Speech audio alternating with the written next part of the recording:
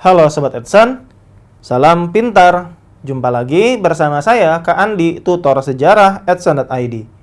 Kali ini kita akan membahas materi masa Orde Baru. Yuk saksikan bareng-bareng.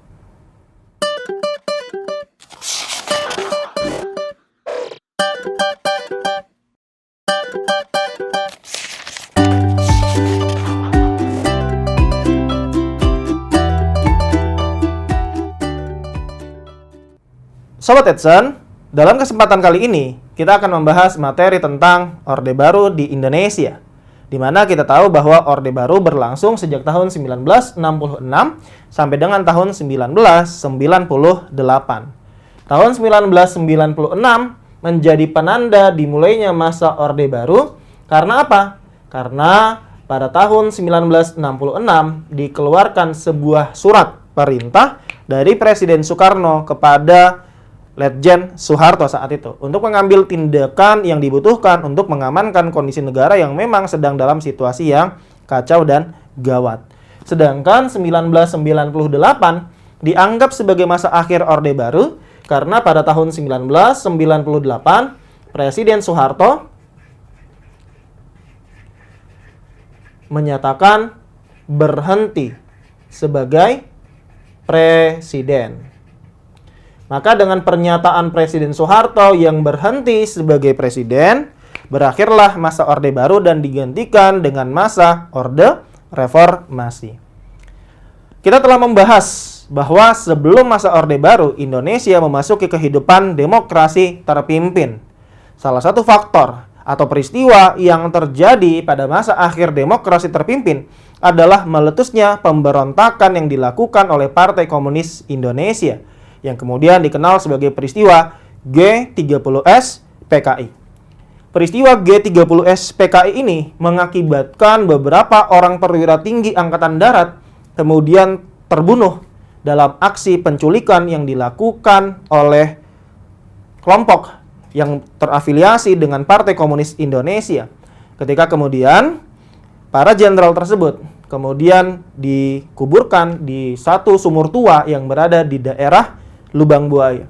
Ternyata peristiwa G30S PKI ini menjadi faktor yang mengakibatkan terjadinya kekacauan di Indonesia sejak akhir tahun 65 sampai dengan awal tahun 1966. Pada bulan Februari tahun 1966, Kesatuan Aksi Mahasiswa Indonesia kemudian melancarkan atau mengeluarkan tuntutan kepada pemerintah, kepada Presiden Soekarno, di mana tuntutan mahasiswa itu kemudian dikenal sebagai Tritura. Jadi kita dapat melihat bahwa pada bulan Februari tahun 1966 muncul Tritura atau 3 tuntutan rakyat. Apa saja isi dari Tritura? Tritura berisi yang pertama, permintaan agar Partai Komunis Indonesia dibubarkan. Yang kedua, pembersihan kabinet dari unsur PKI. Dan yang ketiga, tuntutan turunkan harga. Inilah yang merupakan isi dari Tritura, tuntutan rakyat. Bubarkan PKI, bersihkan kabinet dari unsur-unsur PKI, serta turunkan harga. Dalam perkembangannya, situasi dan kondisi di Indonesia yang semakin kacau, semakin gawat, mengakibatkan Presiden Soekarno kemudian mengeluarkan surat perintah kepada Letjen Soeharto yang saat itu menjabat sebagai Panglima Angkatan Darat untuk mengambil tindakan-tindakan yang dibutuhkan untuk mengamankan kondisi negara. Tepatnya pada tanggal 11 Maret 1966, surat perintah tersebut kemudian dikeluarkan. Terdapat 3 orang jenderal yang kemudian diutus oleh Presiden Soekarno untuk menyampaikan surat perintah tersebut yang kemudian dikenal sebagai Super Semar, Surat Perintah 11 Maret. Nah, jadi di sini kita dapat melihat bahwa pada tanggal 11 Maret 1966 lahir Super Semar. 3 orang jenderal yang kemudian diminta untuk membawa surat perintah tersebut dari Presiden Soekarno kepada Letjen Soeharto, di antaranya adalah Amir Mahmud, M. Yusuf, dan Basuki Rahmat. Inilah 3 orang jenderal yang kemudian diutus untuk memberikan surat perintah dari Presiden Soekarno kepada Letjen Soeharto. Nah, dengan munculnya Super Semar, dengan lahirnya Super Semar, maka Letjen Soeharto kemudian mendapatkan tugas untuk mengambil tindakan-tindakan pengamanan negara yang memang sedang dalam kondisi yang kacau. Langkah apa yang kemudian diambil oleh Letjen Soeharto setelah menerima Super Semar? Langkah yang kemudian diambil oleh Letjen Soeharto adalah pembubaran PKI. Dalam perkembangannya, keluarnya Super Semar ini dianggap sebagai tonggak berdirinya pemerintahan Orde Baru. Nah, makanya Orde Baru kemudian dianggap berdiri dengan dikeluarkannya Super Semar.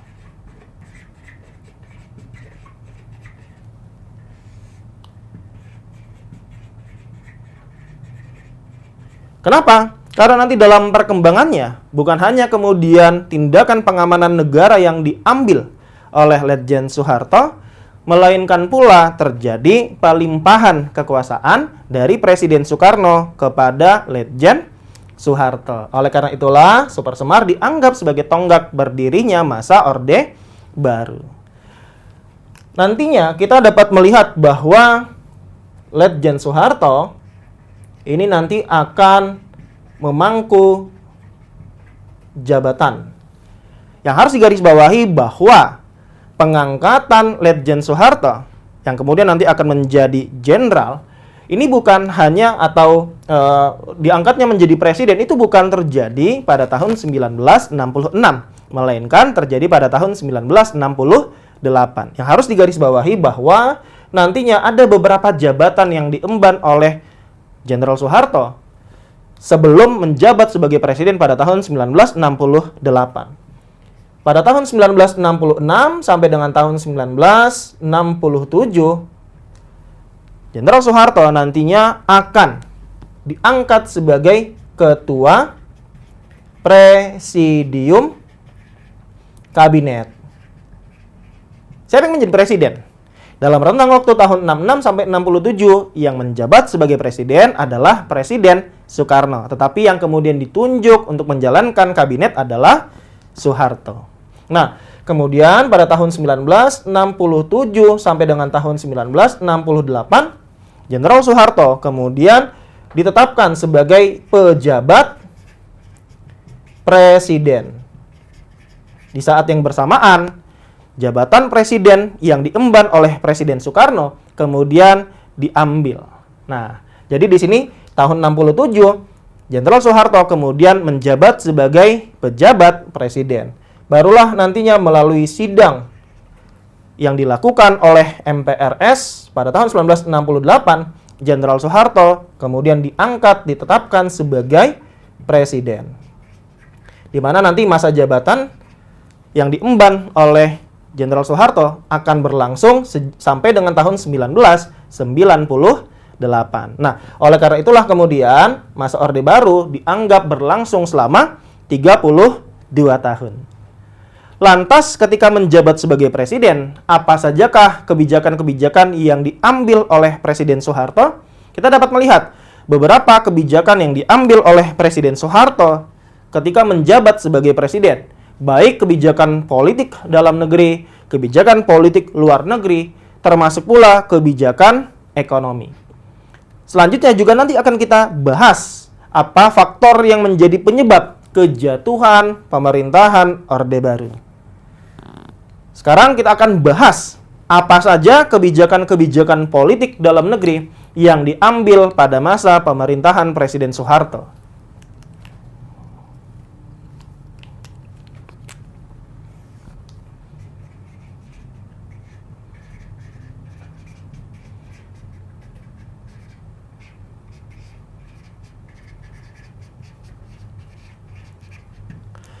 Yang harus digarisbawahi bahwa Orde Baru adalah suatu tatanan pemerintahan baru yang berupaya untuk menerapkan Pancasila dan Undang-Undang Dasar 1945 secara murni dan konsekuen. Itulah yang kemudian disampaikan pada saat pemerintahan Orde Baru ini terbentuk, yaitu menjalankan Pancasila dan Undang-Undang Dasar 1945 secara murni dan konsekuen. Nah, selanjutnya kita dapat melihat ada beberapa kebijakan politik dalam negeri yang diambil oleh pemerintah Orde Baru. Yang pertama tentu saja adalah pembubaran Partai Komunis Indonesia. Kita tahu bahwa Partai Komunis Indonesia adalah dalam peristiwa G30S PKI yang mengakibatkan terjadinya kekacauan Indonesia dari akhir tahun 1965 sampai awal tahun 1966. Maka tindakan yang diambil oleh Presiden Soeharto pada waktu itu adalah membubarkan PKI ketika mendapatkan surat perintah dari Presiden Soekarno. Selain pembubaran PKI, ada pula pelarangan ajaran komunisme, di mana pelarangan ajaran komunisme ini nanti akan terdapat di dalam TAP MPRS nomor 25 tahun 1966.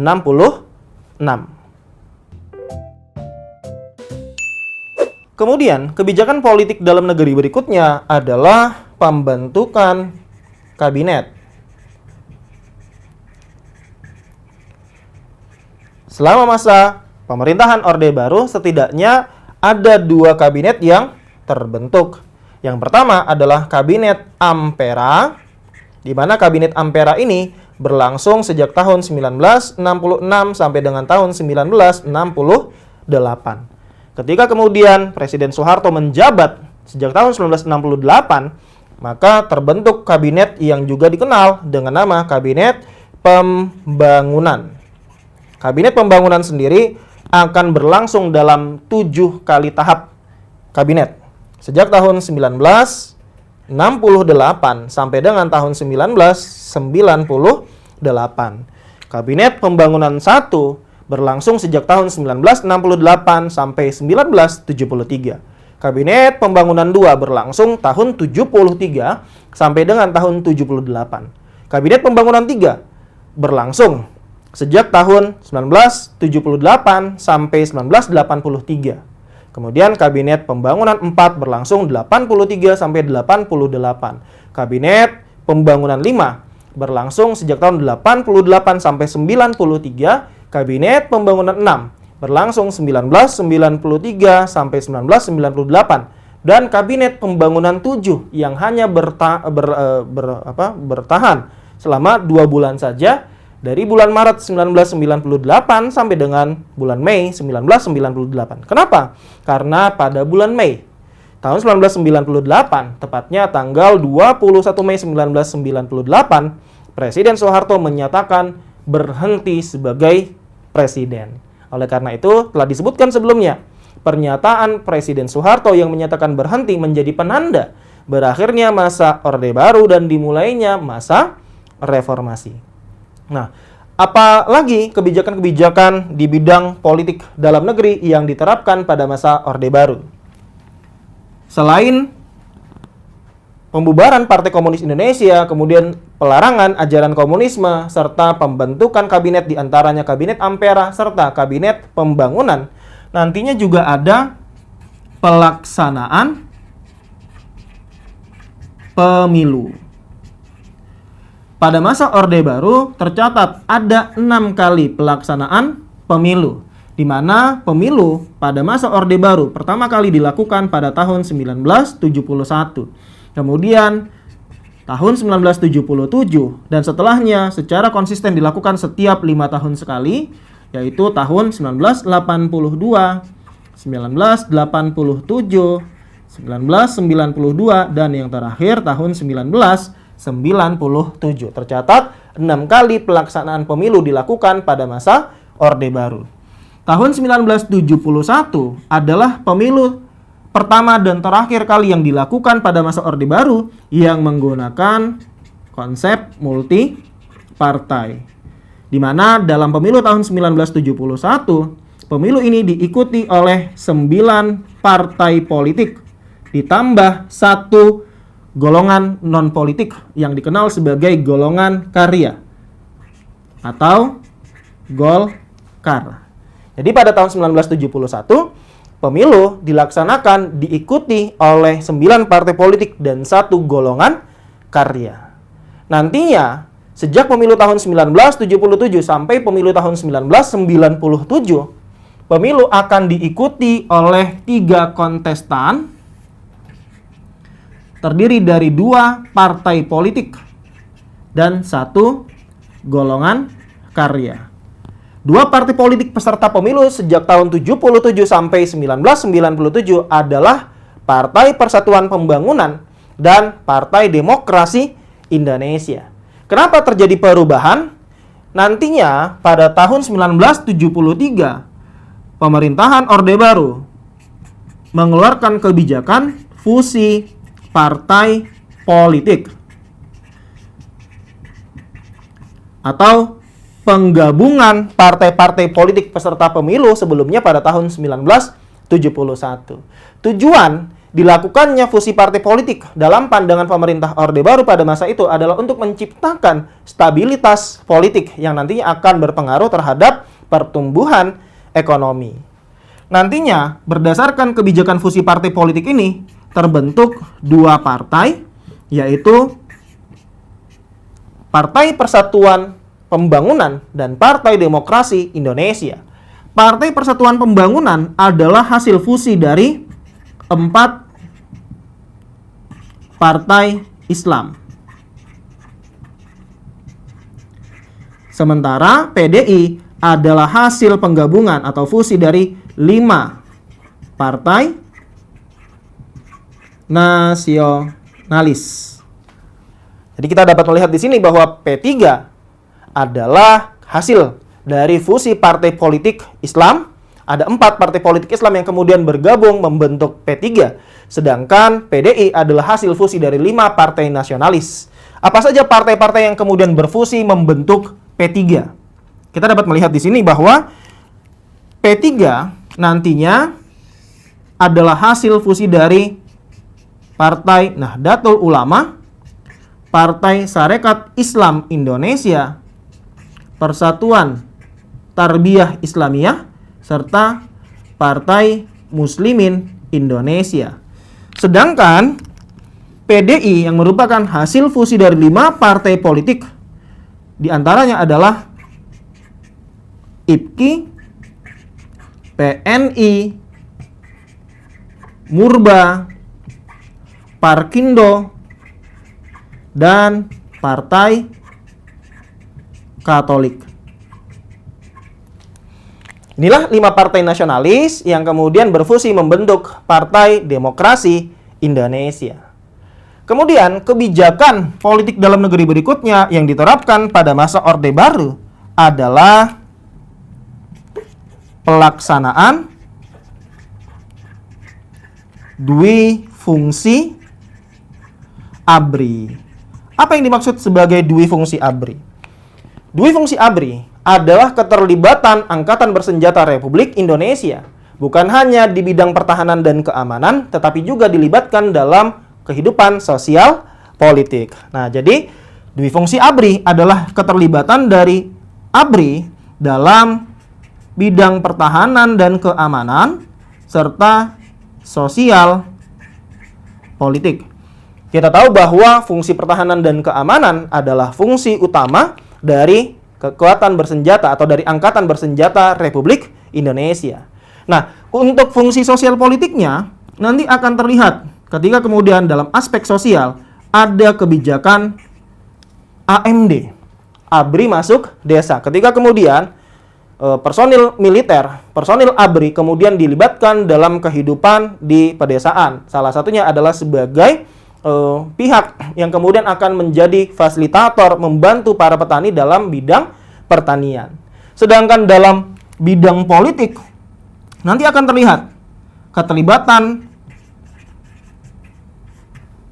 personil ABRI dalam kehidupan eksekutif maupun legislatif. Keterlibatan ABRI dalam bidang eksekutif terlihat ketika nantinya banyak perwira-perwira ABRI yang ditetapkan sebagai kepala daerah. Termasuk pula militer-militer aktif atau ABRI aktif dapat ditetapkan diangkat sebagai menteri. Nah, di sini terlihat adanya keterlibatan ABRI di dalam pemerintahan. Ketika personil aktif dari ABRI ditetapkan sebagai kepala daerah, baik wali kota, bupati, ataupun gubernur, serta dapat juga diangkat sebagai menteri. Sedangkan kehidupan legislatif atau di bidang legislatif nanti terlihat ketika ada pembentukan fraksi ABRI di DPR, MPR. Nah, jadi di sini terlihat pada masa Orde Baru ada pelaksanaan dui fungsi ABRI. Kemudian kebijakan politik lainnya pada masa Orde Baru adalah penerapan azas tunggal Pancasila, di mana secara resmi penerapan azas tunggal Pancasila diterapkan pada tahun 1985. Nantinya dengan penerapan azas tunggal Pancasila, organisasi-organisasi sosial dan politik harus menggunakan Pancasila sebagai asasnya. Tidak boleh menggunakan asas di luar Pancasila. Inilah kebijakan-kebijakan politik yang diterapkan oleh pemerintah Orde Baru, khususnya kebijakan politik dalam negeri. Sebagaimana telah disebutkan, beberapa kebijakan politiknya diantaranya adalah pembubaran PKI, pelarangan ajaran komunisme, pelaksanaan pemilu, kemudian penyederhanaan partai-partai politik, pelaksanaan dui fungsi ABRI, serta penerapan azas tunggal Pancasila. Bagaimana Sobat Edson? Dapat dipahami? Demikian Sobat Edson pembahasan materi masa Orde Baru, di mana kita telah membahas latar belakang, kemudian tonggak berdirinya pemerintahan Orde Baru, serta kebijakan-kebijakan politik dalam negeri yang dikeluarkan selama masa pemerintahan Orde Baru. Semoga bermanfaat. Jumpa lagi di kesempatan pembahasan berikutnya bersama saya, Kak Andi, tutor sejarah @edson.id. Salam pintar. Sekian Sobat Edson untuk video pembelajaran hari ini. Sampai ketemu lagi di video belajar berikutnya. Jangan lupa aktifkan notifikasi untuk video terbaru kami ya. Sobat Edson juga bisa mengunjungi edson.id dan temukan ribuan video pembelajaran. Sampai jumpa Sobat Edson, salam pintar!